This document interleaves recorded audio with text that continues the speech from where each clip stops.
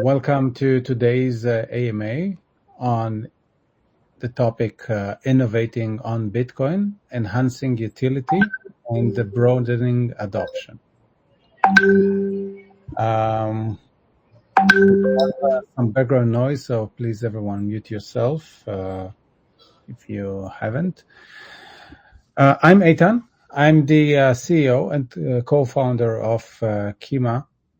And I'm excited to dive into this topic and to see how these 5 incredible projects that we will host today are pushing Bitcoin's boundaries. This session is especially timely as we just celebrated the 16th anniversary of the Bitcoin white paper that was published on October 31, 2008. So we will take this opportunity as a small celebration. And in addition, who would have thought that Bitcoin's influence would grow to the point where a leading presidential candidate is now endorsing the Bitcoin value and innovation. So this is really amazing. Those who were in this space waited for a long time for this period. We have ETFs, so really things that we could also dream just a couple of years ago. We have today a group of amazing entrepreneurs with us today. We have Hakan from Bevm. We have Sunny from we have Instant Sleep from Bitperp. We have Peng Liu from Coffer. We have Sam Jenkins from Bitfinity. And we have Sunny Teng from Merlin Chain, sorry. So these founders are here to share how they're building on Satoshi's vision to expand Bitcoin, the Bitcoin utility even further. We will explore today each project's unique approach to enhancing Bitcoin's utility, and we will also have a special focus on how interoperability can drive adoption further. Now, let's start. I spoke enough. Let's start with some quick intros. Our guests today, please share your name, role, and a one-liner about your project's main focus in the Bitcoin ecosystem. And let's start with you, Hakan.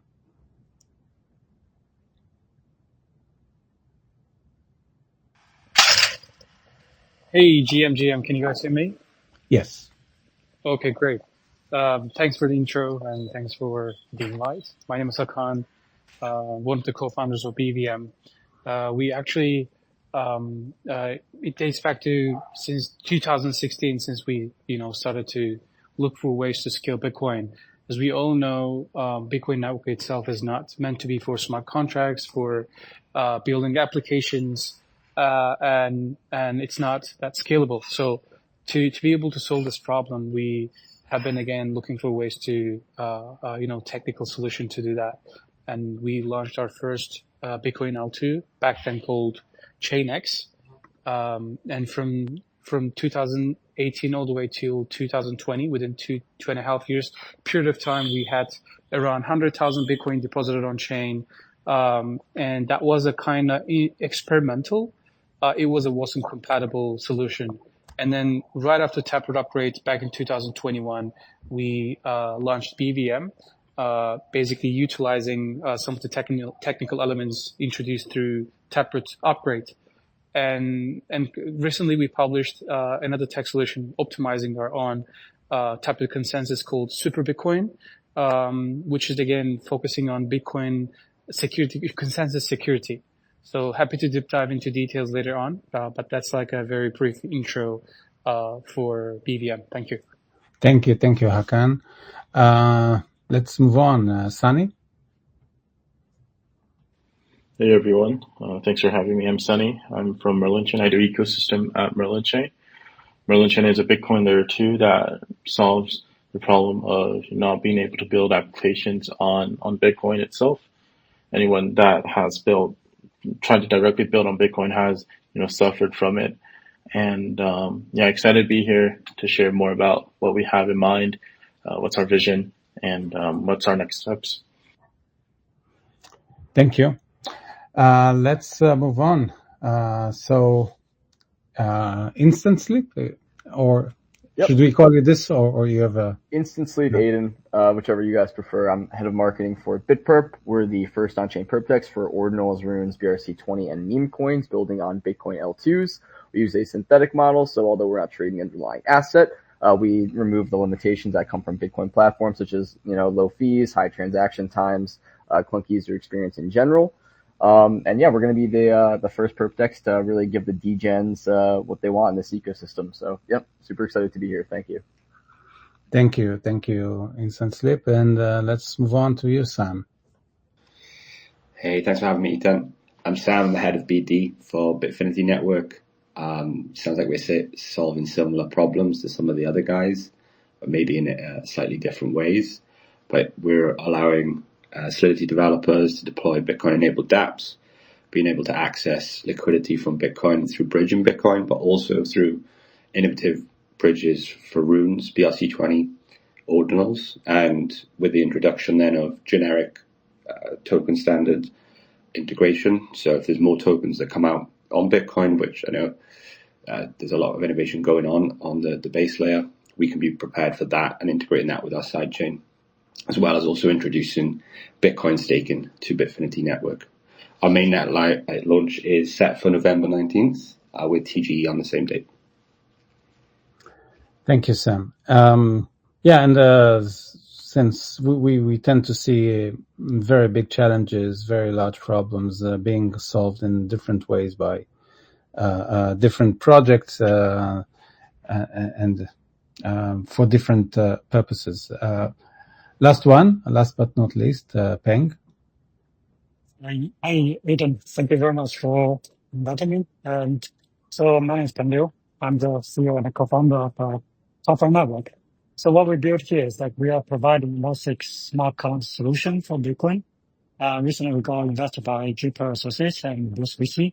So basically we are backed by Team Bitperp. He's one of the largest Bitcoin holder. And we will work together to bring a new revolution for Bitcoin holders.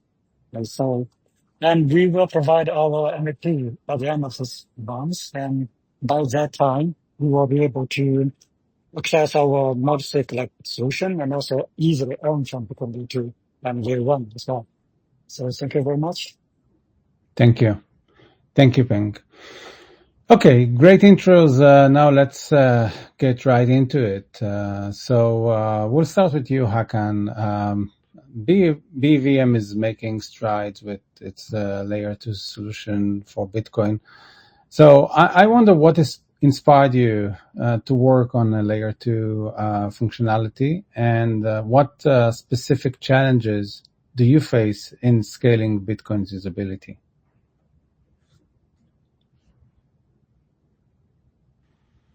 Yeah, absolutely. So if you look back to basically 2008, the debut of Bitcoin itself, even on the Bitcoin's white paper, what is written is peer-to-peer eCash, basically focusing on payment mostly. But again, people usually are asking, questions like, okay, we have been hearing a lot about Bitcoin L2s, scalability, functionality, whatever, but we are not seeing anything real. So when are we going to be able to purchase our coffee using Bitcoin? Because we're at the stage where you have to pay more gas fees than the coffee itself, or it could be something else, doesn't matter. But then, absolutely in a decentralized way where you don't have to rely on the third party. And even the debut of the rest of the projects like Ethereum, like other chains, the reason was because Bitcoin was not scalable and there was no functionality at all. Like you cannot build anything around, very limited. So Bitcoin ecosystem didn't exist in the past, and we have been seeing the rise of ecosystem around Bitcoin right after Taproot.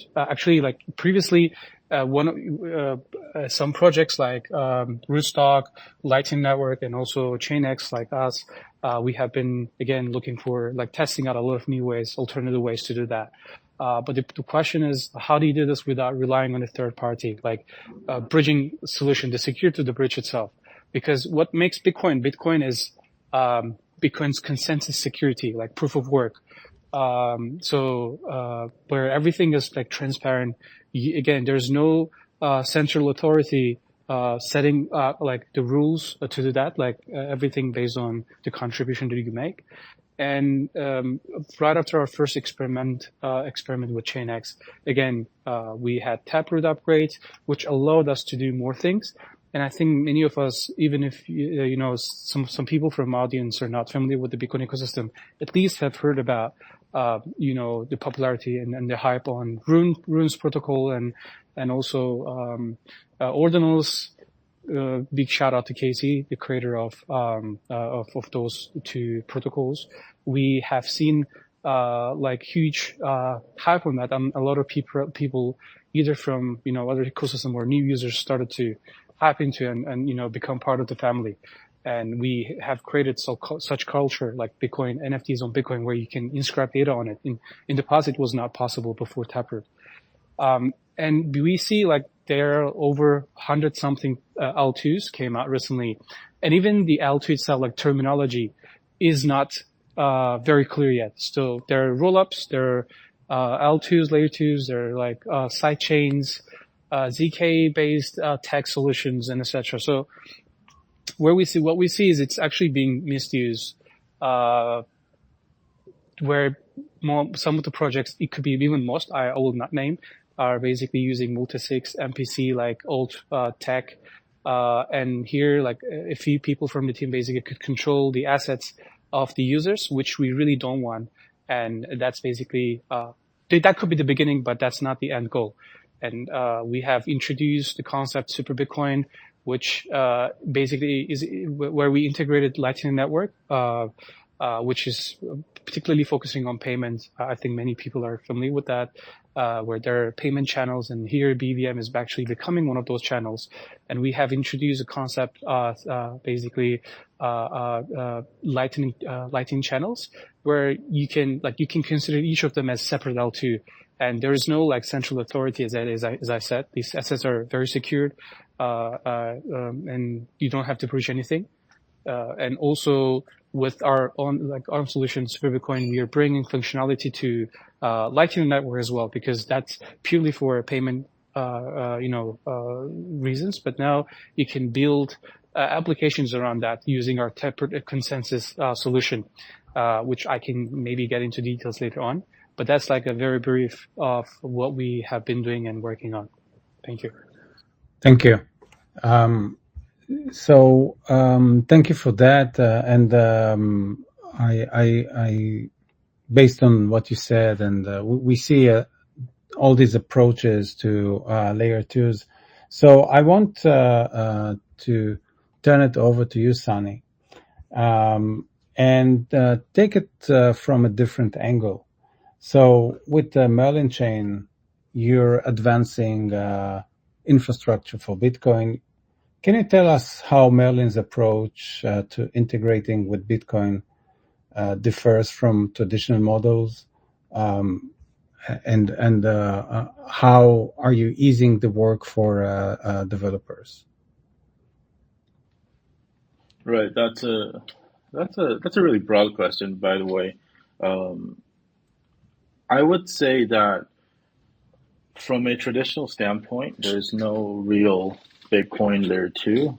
Even for now, we foresee that for the coming 1 or 2 years, there will be no real Bitcoin layer 2, which means there will be no rollups or the optimistic rollups or ZK rollups onto Bitcoin. You can't really share the security of Bitcoin, which Hakan also kind of just mentioned there. So I would have to say that most of the teams have a very similar approach, which would be, move fast on a way with the existing tech stack to have something out to, take on the liquidity provided by all the tension bringing on to Bitcoin, and also inheriting the application capabilities of a EVM network or even non-EVM networks that some of the teams are building. And so I would say that is the main, probably the most mainstream approach that we see, and also, Merlin Chain started to lead that direction earlier this year. So yeah, but we're looking at quite a few teams that are, trying to decentralize some of the, for example, the MPC layer, where most of the teams have still a kind of like centralized approach to keep the assets. Teams like Threshold, they've been working on this for a while. There are other teams that are trying to decentralize this MPC layer, which should be interesting, and also with some of the upcoming, new announcements or new updates, new research coming from Bevm and some other technical teams around that, like NewBit.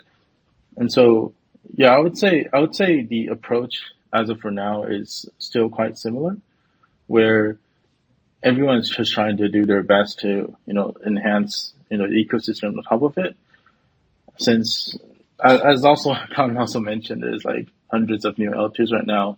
Everyone have different positionings, I would say, different outlooks of how they want to implement the layer 2 structure, but also everyone right now is building with this like similar set of Lego blocks, just building on a different foundation for potential different architectures. For Merlin Chain, we are looking at we are having multiple layers of validators and nodes to decentralize the bridge, to decentralize the ZK provers, looking to decentralize the chain that is like these ZK provers would send the proofs to, and have it eventually settled on Bitcoin. Right now, we tested it out. It's very expensive with the existing Bevm structure, but every test is an experiment that leads us the way to kind of like show what's workable, what's not, if this is even efficient to do. So yeah, I think that's the main direction. Just kind of like an overview of what the space is happening. We also see teams that kind of move over to a more Ethereum aligned direction. That's also something we see in the space at the moment. So yeah, I think every team has their own approach, but to be honest, most of them are just on paper. We haven't seen teams to actually build it out and have it to a consumer level to test it. Thank you, Sunny. So let's move on to a different aspect of the innovation. So I want to now turn it to you, Instant Sleep. Bitperp is expanding Bitcoin's utility through derivatives trading. So from your perspective, what are the biggest challenges in creating a robust derivatives market on Bitcoin, especially around liquidity and volatility? And how is Bitperp solving these? Yeah, so I think Bitperp is taking like a pretty unique approach to, I guess, tapping into what the Bitcoin ecosystem kind of wants. So like one thing that's like always kind of a problem is like with Bitcoin is, like the block times can be incredibly slow, and have high fees, and it's really not possible to build like a very solid, I guess, like derivatives trading platform. With this in mind, people need super fast transactions. They need to be able to make, a bunch of trades in a low amount of time. So kind of what I spoke to before is, Bitperp steps in. We use a synthetic model similar to kind of gains trade. So essentially that means is that we can onboard any asset within 24 hours. It doesn't have to just be in Bitcoin. Like obviously we have like runes, ordinals, and BRC20 as our focus, but we're also able to use this model to onboard meme coins from even other ecosystems such as Solana or Tron. And we do this by using our custom oracle. So we're tracking the price feed of all these assets, and then users can go to their preferred Bitcoin L2, Bevm, Core, Merlin, et cetera, et cetera. and trade these assets. So I think like, what it comes down to is, there's kind of like a fractionalization often like the Bitcoin space where like there's a lot of people sort of, I guess, like in different ecosystems, even within, Bitcoin. And so kind of Bitperp offers a solution where, you can, trade these derivatives in a very comfortable and safe manner. Without having to kind of like leave your, preferred L2. Thank you. Now let's pivot to the topic of institutional adoption, and I want to turn it over to you, Peng. We all know that institutions are crucial to growing Bitcoin's utility. At the same time, security always comes up when we talk about Bitcoin, and I want to dig into that a little bit. So, Coffer Networks focuses on institutional custody, which is a crucial aspect for growing the confidence in Bitcoin by institutions. So the question is, what unique security concerns have you identified? And how is Coffer Network addressing these concerns to make Bitcoin custody safer for institutions? Okay, thank you, Eitan. And nice to meet you again, Sammy. So, yes, a little bit, like, I can tell a little bit more about myself. So, I used to work for one of the institution custody provider, which now is very famous in the Bitcoin layer too. So I used to work for Kobo Custody. I designed part of the Kobo Custody solution as well. So, I want to make like accurate statement about what we are building here. So the things like what we want to build here is like we want to keep the habit that the Bitcoin holders they used to be. Like so, most of Bitcoin holders they bought their Bitcoin for a long time ago, and they just want to hold in their wallet, and they buy a ledger. And in terms of the security, on their perspective, what they will do is like whenever there's a Bitcoin event, they will go to the event and look for another hardware provider, like hardware wallet provider. So they will buy another one and then make a backup, stuff like that. So that's the current setting up for the security like side for all those Bitcoin holders. And so for us, we want to utilize the like existing Bitcoin multisig script, and we are not really using the current most of the Bitcoin custody providers they are providing. They're using the MPC solution. So basically, it means that you need to share like split the key into several parts, and one of the custody providers will hold one, and the third party will hold one, and project they will hold one. So in terms of the key controls, like when if you stand up from the user perspective, basically you lost the control of the coins, the Bitcoin. So we have a very famous saying that not your key, not your coin.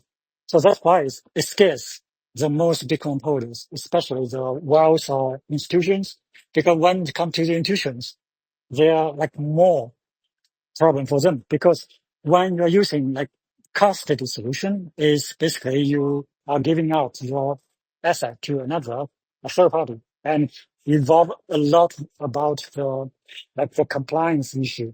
Because recently I had a call with one of the institutions and they have a lot of fund. They have a huge fund and they want to do something like DeFi and Bitcoin as well. However, there's no such solution for them. So that's why we are providing like the native multi-sig solution for those institutions or fund or like wealth. And because we believe that we don't want to take any control of the Bitcoin like users, the private key. So we want to give back the control to the user. That's why we're using the native multi-sig script to build our product. And that's how we attract our like initial users. Because for the, as I mentioned that if you're using a man PC solution, you are basically giving out your the key to a third party or to third party, which you have to trust them. So I think that's the main thing, like main issue here when you're using the current custody solution. You have to trust someone who you have to trust. So that's the thing. That's why we want to erase this kind of risk, which basically is like based on person, because eventually all those custody solution is controlled by entity, or eventually is like one person from the company. So that's why when the big goal, they're trying to transfer the custody like control to one entity, which is eventually related to Justin Sun. Everyone's so worried, and MakerDAO just delisted the WBTC. So I think that's the reason why people worry about. So basically, they don't read like Bitcoin holder or EVM holder. We all don't really trust about people. We trust the code. We trust the smart contract. But people, like humanity, it's very easy to change. So we need something that will not be influenced by those kind of like those kind of like risks. So that's why we want to provide a way for the wealth for them to safely and they can trust and they can use Bitcoin like easily. So I'm not sure if I answered the question. No, thank you for that. So I want to move on to you, Sam, and talk about Bitfinity. So we're going back to the layer twos, and Bitfinity has its own angle that it takes that uses interoperability and providing infrastructure for DeFi and decentralized exchanges. So I wonder, from your perspective, what are the main challenges that you see that need to be solved by a layer two, and how Bitfinity addresses them? Yeah, awesome. And I think I should just give you a bit of an overview of Bitfinity, because you mentioned DEXs, and give you a bit of an explanation of how Bitfinity is set up as well. So Bitfinity Network is composed of two main parts. The first of which is an EVM that's been built from the ground up that has asynchronous sharding. So it's a highly performant EVM, can finalize transactions in about 3 seconds, up to 1,000 transactions per second. That EVM is deployed on canisters, which are smart contracts in IC terminology. We also then leverage something called chain key cryptography, or it's now known as chain fusion. And this allows for decentralized bridges between Bitcoin and Bitfinity. So that EVM is serving as the sidechain, right, the layer 2 as it's known. But then we're bringing in assets from Bitcoin and Bitcoin tokens such as runes and ordinals. And we actually employ an MPC, so multi-party computation, where the private keys are never fully assembled. So this enhances our security, helps to distribute the key shares. Then with adaptive membership, these key shares are then regenerated or reshared every 10 minutes. So it dramatically reduces the vulnerability to attacks. And in terms of like actually addressing some of the challenges, one thing I think the team's done really well is make the developer experience seamless. So if you're a Solidity developer, which much of the ecosystem is, mainly Solidity or Rust, as opposed to a challenge of kind of scaling the L1 of Bitcoin with more niche languages, you can come and deploy if you have a dApp ready to go that's EVM compatible. Or if you're a new builder, you can build with Solidity and then enable Bitcoin and enable these assets to flow into your dApp using the technology that we've built. Thank you. Thank you for the explanation. I think that clarifies. And I don't know if you mentioned like the challenges with that. Yeah. I think in general, and this is probably speaking across the board for L2s or people building this type of solution, is there's a massive gap in education, right? I think someone from the Merlin team mentioned that much of what exists is on paper.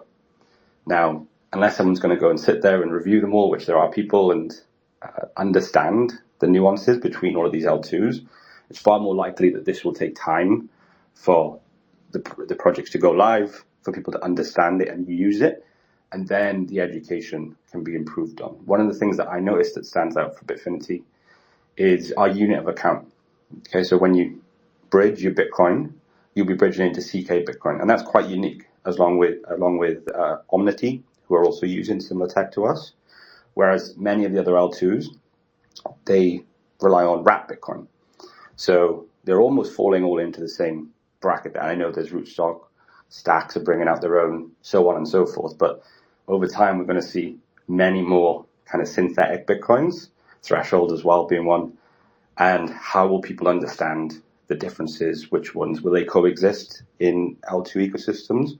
These are answers I don't have these questions I don't have the answers for just yet, but I believe that there's far more education that's kind of needed from pretty much everyone, right, who's not solely working in the space. And even those who are working in the space, they're very much head down and focusing on what they're doing because it's highly technical, advanced stuff. Absolutely. I fully agree. And so Kima is an interoperability protocol. And I totally agree that with the various solutions that we see in the market, including wrapping, that creates sometimes confusion, sometimes vulnerabilities and risk, and above all, a lot of fragmentation. And those risks would be shared, right, with everyone that's feeding into wrapped Bitcoin. Because if the risk of wrapped Bitcoin, and regardless of how many L2s there are, if they're all going into that unit of account, then they all share that same risk, although they may be built in different ways. Right, I agree. And I want to use that, the interoperability discussion as a segue to the next section of this AMA. And I want to focus for a few minutes about the interoperability. Obviously, this is our bread and butter. So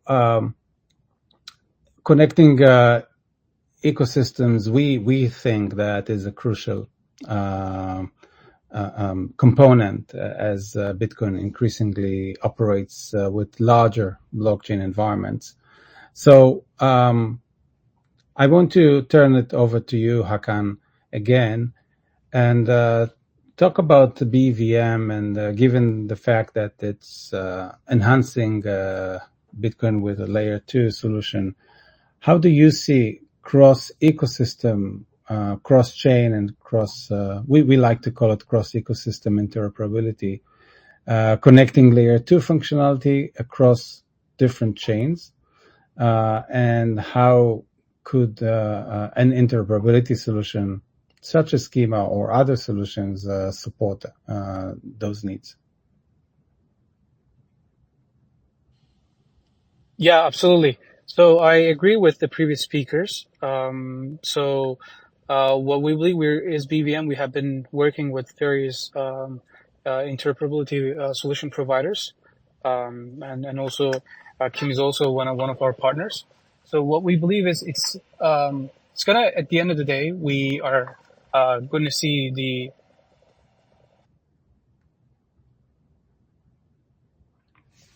Hakan, we lost you. Okay, so I assume he'll come back. So let's move on to you, Sunny. And from a similar point of view of interoperability, given Merlin Chain is also advancing with the Bitcoin infrastructure. So what's your take on the need for interoperability and the fragmentation that we see in the market? So how do you and your community and the ecosystem views the need for interoperability? Yeah, that's a great question. I think interoperability have two sides of it. Not a good and bad one, but just in terms of different context. The first one is the one we know about, the popular interoperability question. The centralized, decentralized bridges that we have. This one, I would say, it's definitely important, but important to an extent of, how you plan to build out the ecosystem.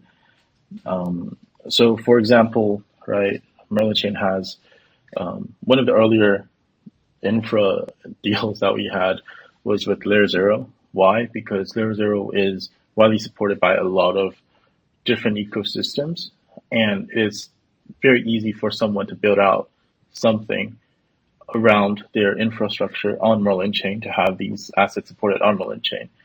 So what that means is it's not so for the protocols, it's very easy for us to acquire new projects from other chains because their assets can be easily used on Merlin, and vice versa. It's also very easy for our protocols to go out and to have Merlin native assets to be utilized on other ecosystems, which is definitely a good thing for us because every chain has their own strengths and weaknesses, and there are definitely some of the let's say utilities that can be utilized to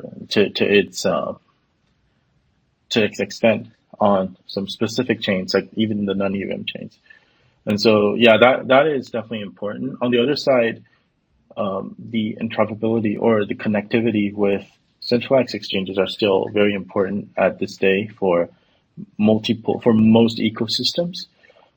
Merlin Chain is fortunate to have a major exchange listing earlier this year, to have an open channel for centralized funds to outflow into the ecosystem, and also for our users to easily use centralized exchanges as their source of a parking lot for their assets, to go to other ecosystems with I would say significantly less manual risk on their own mind. Because for the average user, they probably would trust Binance or trust OKX Binance more than other bridges. For the whales as well, like they actually have they actually have kind of like a trauma, like a scar from all the previous bridge exploits that happened, for example, like Stargate. And so they're not really relying on those things. So like having a centralized exchange channel is definitely important for them to trust the whole process. So I would say these are two sides of interoperability, both very important. We are fortunate to have the second side of things as well. But also I think from a chain to chain perspective, right now there's like probably thousands of chains out there. Some of them building into like application specific ones. This is where like these sideway connections comes in. So we recently launched this campaign with one of our well, let's say partners, technical partners called Lumos. They're doing their TGE campaign, and in their ecosystem, Merlin Chain was one of the partners that used their roll-up service and also ZK Prover service. So we are also able to connect sideways to all the other ecosystem partners that they have. For example, like Ultiverse, they do gaming. They're also on Binance. They're on Binance. They have some of the ton L2s. That is very interesting, and also from a narrative perspective, it's also very easy for our users to to move over from that sideways interoperability. So yeah, I would say we are positioned in a very nice place. Interoperability is definitely very important from a vertical standpoint, from users to users to different chains, from projects to projects, ecosystems to specific app chains.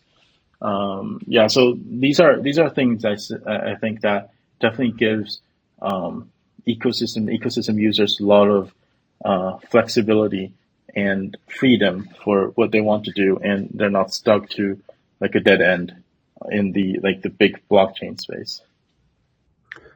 Thank you. Thank you.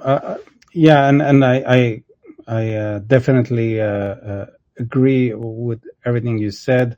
We are obviously we see the need for interoperability with our customers and projects that we work with. Our approach is more general. This is why we like to call it ecosystems. So we also connect Web3 and Web2 and the banking system and fiat.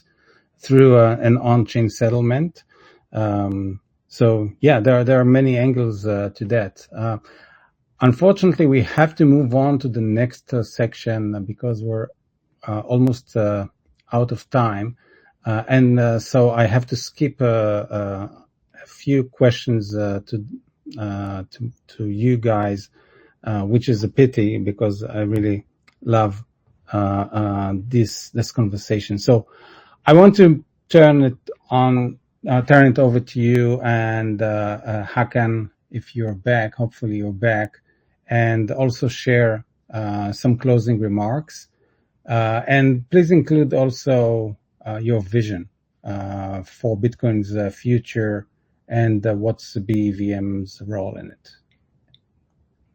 If you're back, Hakan. Okay. So we'll move on to you, Sunny. So your closing remarks, please. What do you see the future of Bitcoin adoption, and what's Merlin Chain's contribution to it? I'm sorry. You mind repeating the question again? Yeah. So I just want to hear closing remarks, and especially to talk about the role of Merlin Chain in the future of Bitcoin and its adoption. Oh yeah, I would say right now, hopefully, we're still in the, we're still one of the TVL leaders. We are still one of the most active ecosystems. So I would say for the next steps, we're definitely exploring some of the new narratives on, either it's Telegram, how to get more users into the ecosystems, either it's BTC5, with how to get more TVL or like more funds into the ecosystems. There are like several directions that we're looking at. Also, would love to, bring more help into the Bitcoin researching space. We know that it took, its 16th anniversary since the big white paper, and it hasn't really changed that much. Even though like Taproot upgrade took very long for the community to have consensus to actually push it out. So yeah, hopefully we're able to put more resources into the space, bring more attention and awareness into the space to move Bitcoin forward. Thank you. And now I want to turn it over to you, Instant Slip.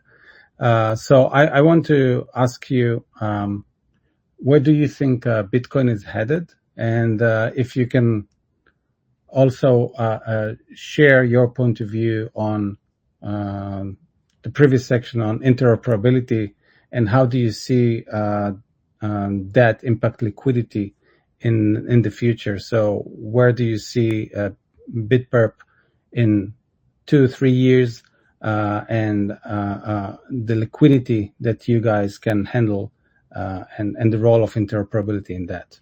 Yeah, so I'll just go, I guess, very quick for kind of closing remarks here.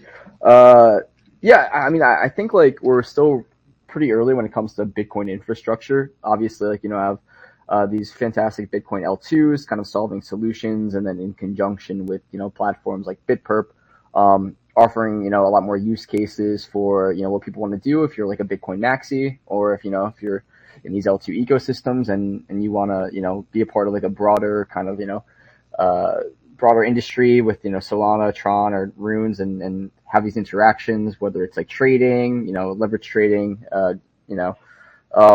yeah, that's kind of what Bitperp offers as a solution. And with, all these fantastic projects coming together, I think we're going to deliver a much more, efficient and robust, robust ecosystem for, people to kind of come on and enjoy. And I guess in terms of the interoperability question, very briefly, we see fragmented liquidity across, multiple L2s as a significant challenge for us to contend with. Increased interoperability, such as I guess what Kima would offer, helps us unify liquidity across these different platforms. And as a PerpDex, our goal is to ensure the highest possible liquidity across all chains, giving our users flexibility and the ability to trade any asset on chain seamlessly. So I think there's a lot in store for Bitcoin still. We're still early. Let's keep on building. Absolutely. Thank you. Thank you so much. Peng, over to you. Again, same question about Bitcoin in a few years down the road, and what's Coffer's role in enabling more institutions and more adoption for Bitcoin in the future. Yeah, thank you. So it's quite straightforward. Like, I believe in the future, we can use Bitcoin as a payment system, like, for real, as written in the white paper. Because since Bitcoin was born a decade ago, but there's not many innovations happening in the field. But recently, like, you can see that a lot of innovators are building stuff on Bitcoin, and also it's time to build like some kind of innovative payment system on top of Bitcoin. And we came to one of the points, like recently I learned about that. We recently came to one of the point where, like, at that time when Steve Jobs, he assembled all the team and they built iPods, like, which changed the world since then. And we are kind of at that point as well. And for our view, like, the future of copper is quite easy. So the future is aligned with Bitcoin holders. So whenever the Bitcoin holder, they will have a ledger. They will set up a Coffer smart contract as well, because we will enable the user to safely and without any concern to use the Bitcoin, because that's the main reason why we are trying to unlock those but now maybe in the future, $3 trillion market cap, because we need a way for the Bitcoin holder to use asset without any concern. And that's kind of the future we are dreaming about. And we want to build for that together with the Kima or everyone who's building protocol or layer 2s in the ecosystem. So I hope, like, in the next few years, we'll be able to see this kind of future happening, like, gradually. Thank you, Ethan. Thank you. Thank you very much, Peng. And last but not least, Sam, please close out with your perspective on Bitcoin's adoption and Bitfinity's impact. Yeah, cheers, Eitan. So from what I'm seeing in the calls that I've been having, there's a lot of adoption going on Bitcoin directly, which I think is great for the supporting infrastructure like Bitfinity. The more that you can innovate on Bitcoin itself, the more it becomes tokenized. And there's obviously a clear opportunity for DeFi on Bitcoin. It's not perfect at the minute, but we look to contribute heavily to that and bring that fast finality, the low transaction costs, and being able to take those tokenized versions of Bitcoin and bring them into the DeFi ecosystem, which is, mainly EVM based and from the Ethereum side. So yeah, I think Runes was a great step forward. Ordinals obviously offers similar capabilities, but more from a non-fungible perspective. So I'm interested to see what will happen with OPCAP and any future innovations, because the more that happens, the more need there is for protocols like Bitfinity to support that. Thank you. Thank you, Sam. And thank you all for this engaging conversation. We've covered a lot of ground, from security to liquidity, to the future of Bitcoin adoption and interoperability. I want to thank this amazing panel of founders for sharing their insights. Be sure to follow these projects and stay tuned for their updates. Thanks again for joining us, and until next time, thank you all. Cheers.